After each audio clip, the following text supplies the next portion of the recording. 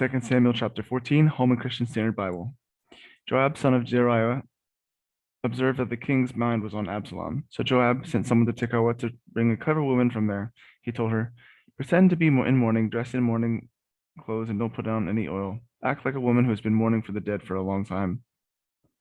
Go to the king and speak these words to him. Then Joab told her exactly what to say. When the woman from Tekoa came to the king, she fell with her face to the ground in homage and said, help me, my king. What's the matter? The king asked her. To tell the truth, I'm a widow. My husband died, she said. Your servant had 2 sons. They were fighting in the field with no one to separate them, and one struck the other and killed him.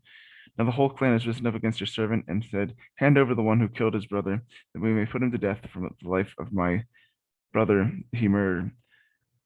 We will destroy the heir. That would extinguish the one remaining ember by not preserving my husband's name or posterity on earth. The king told the woman, go home. I will issue a command on your behalf.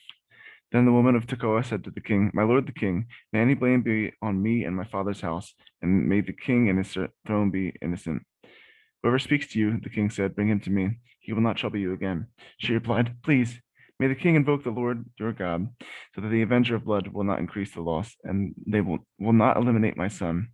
As the Lord lives, not a hair on your son will fall to the ground. Then the woman said, please, may your servant speak a word to my lord the king? Speak, she replied. The woman asked, why have you devised something similar against the people of God? When the king spoke as he did about this matter, he pronounced his own guilt. The king has not brought back his own banished one. We will certainly die and be like water poured out on the ground, which can't be recovered. But God will not take away a life. He would devise plans so that the one banished from him does not remain banished. Now, therefore, I've come to present this matter to my lord the king, because the people have made me afraid. Your servant thought, I must speak to the king. Perhaps the king will grant his servant's request. The king will surely listen in order to rescue his servant from the hand of this man, who would eliminate both me and my son from God's inheritance.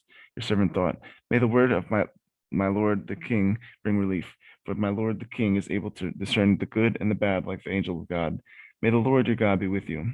Then the king answered the woman, I'm going to ask you something. Don't conceal it from me. Let my lord the king speak, the woman replied. The king asked, did Joab put you up to all this? The woman answered, as you live, my lord the king, no one can turn to the right or left from all the Lord my king says. Yes, your servant Joab is the one who gave orders to me. He told your servant exactly what to say. Joab, your servant, has done this to address the issue indirectly, but my lord has wisdom like the wisdom of the angel of God, knowing everything on earth. And the king said to Joab, I hereby grant you this request. Go, bring back the young man Absalom.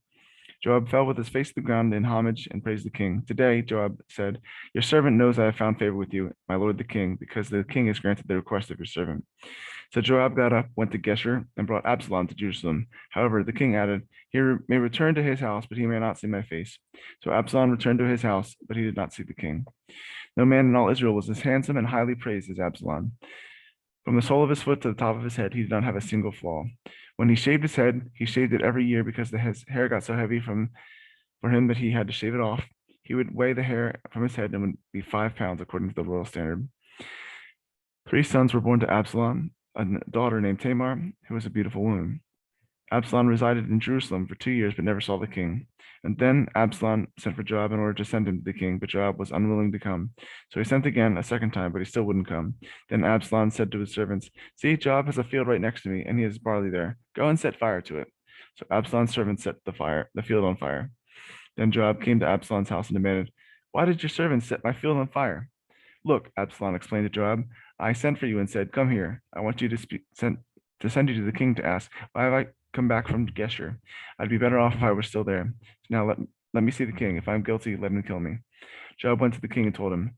So David summoned Absalom, who came to the king and bowed down to his face to the ground before him. The king kissed Absalom.